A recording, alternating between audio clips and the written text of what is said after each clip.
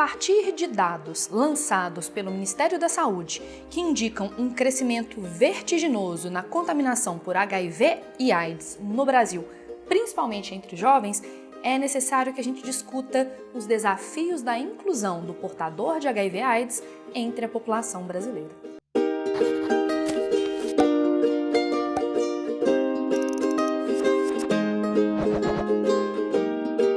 Uma primeira ideia que é interessante de ser desenvolvida no seu texto é a diferença entre HIV e AIDS. HIV é o vírus. Você pode ser contaminado pelo vírus HIV e não necessariamente desenvolver a doença, a patologia, na verdade a síndrome, que é a AIDS. É por isso que o Ministério da Saúde indica que se use HIV/AIDS, porque não necessariamente o portador do vírus é doente. Dessa forma, uma primeira introdução seria a introdução por definição.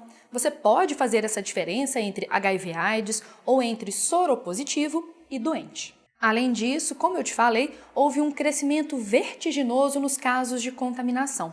Especificamente, dados do Ministério da Saúde mostram um crescimento de inacreditáveis 700% de contaminados entre os jovens nos últimos 10 anos. Apresente esse dado e mostre o quanto isso torna esse assunto muito urgente de ser discutido.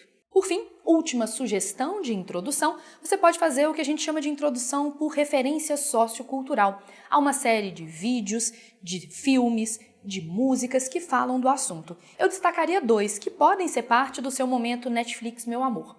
Um se chama Clube de Compras Dallas, que vai tematizar o início da epidemia de HIV/AIDS nos Estados Unidos, e tem também um outro filme mais antigo que se chama Filadélfia, que fala do preconceito e da discriminação que esses portadores de HIV/AIDS sofreram no início da epidemia. Como tese neste texto, eu sugeriria que se iniciasse com a responsabilização.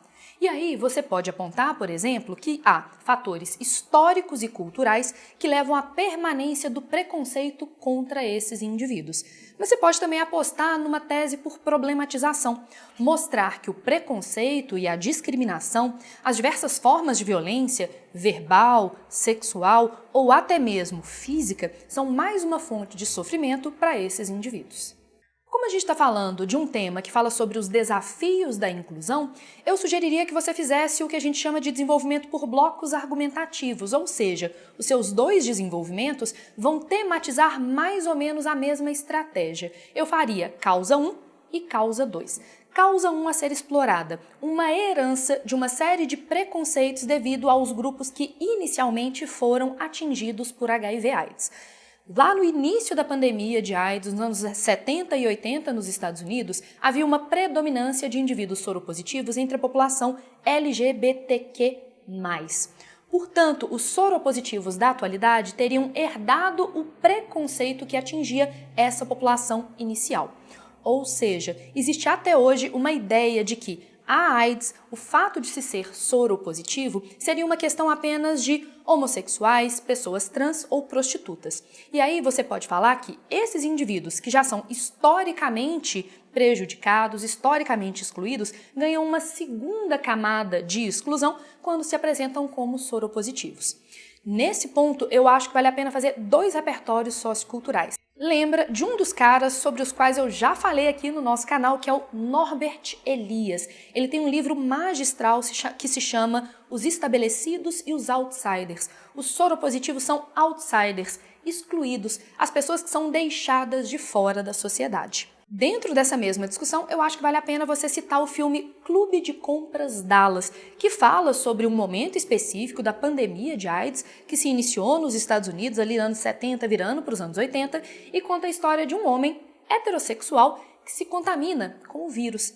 E a ele são dirigidos os mesmos tipos de violências e agressões que são dirigidos aos portadores do HIV que pertencem a grupos minoritários. É só você se lembrar, por exemplo, que durante os anos 70, 80 e 90, a AIDS era chamada pejorativamente, óbvio, como peste gay, que é um termo extremamente negativo e preconceituoso que infelizmente é usado até a atualidade. Se você optou por seguir a minha sugestão e fazer um desenvolvimento por bloco argumentativo, é hora de fazer um segundo desenvolvimento. E eu mostraria que a desinformação, a manutenção de mitos acerca dos portadores de HIV/AIDS no Brasil contribui para o preconceito, para a discriminação, para as diversas formas de violência. Ainda há indivíduos no Brasil, por exemplo, que acreditam que se transmite a AIDS por meio de saliva, ou até mesmo que o pernilongo que pica uma pessoa pica outra, ou a manutenção da ideia de que apenas pessoas sexualmente promíscuas conseguiriam se contaminar. Nesse aspecto, eu acho que vale muito a pena você fazer a desconstrução desses mitos. E a gente pode até pensar numa origem psicanalítica dessa questão. Você concorda que sexo e sexualidade são alvo de tabu?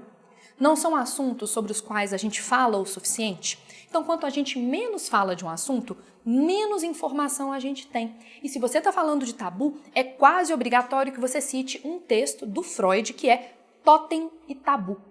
Totem e Tabu é um texto que fala dos temas que são adorados, que são de certa maneira exaltados, os totens e os tabus, os temas proibidos, os temas que são rechaçados pela sociedade, por exemplo, sexo e sexualidade. E como promover a inclusão das pessoas com HIV/AIDS no Brasil? Eu pensaria primeiro numa iniciativa do Ministério da Saúde. É necessário que se dê visibilidade a esses indivíduos, que se mostre que o soro positivo tem diferentes formas, orientações sexuais, gêneros e estilos de vida. Imagina, por exemplo, uma campanha midiática que mostre que o soro positivo sobrevive a essa doença, mas que, acima de tudo, ele tem diferentes caras. Então é necessário, por exemplo, que se coloquem depoimentos de soro positivos na grande mídia, televisão, nas mídias sociais. As ONGs de defesa dos direitos desses soropositivos, e são várias no Brasil, eu durante um tempo trabalhei numa aqui em Belo Horizonte que se chamava ONG Viver, não sei se ela ainda existe, vou até dar uma stalkeada, vou procurar. Essas ONGs podem, por exemplo, fazer campanhas informativas mostrando para as pessoas como se protegerem da contaminação por HIV/AIDS, mas acima de tudo, desconstruindo os mitos e os tabus acerca dessa doença. E óbvio, não tem como a gente negar o papel da escola. É necessário que haja uma interação entre as diversas áreas, a biologia, a sociologia e a geografia, em que se discuta a contaminação por HIV/AIDS numa perspectiva mais transdisciplinar, para que se possibilite, por exemplo, um viés, uma visão mais inclusiva dessa discussão, para que não se deixe que o senso comum tome conta dos indivíduos no Brasil. Nós temos aqui no canal um vídeo que vai falar sobre como escrever textos sobre minorias. E o soropositivo, sem dúvida, é uma minoria no Brasil. Então eu tenho uma sugestão. Então, clica no sininho para receber as notificações quando forem lançados os novos vídeos e comente nesta postagem. Você conhece um documentário interessante sobre indivíduos com HIV/AIDS? Eu não consegui lembrar, mas às vezes você assistiu. Você tem alguma música que conta como repertório sociocultural ou algum filme que você acha que eu deveria assistir? Este canal também é seu. Vamos construir juntos o conhecimento e o seu mil? Vem comigo!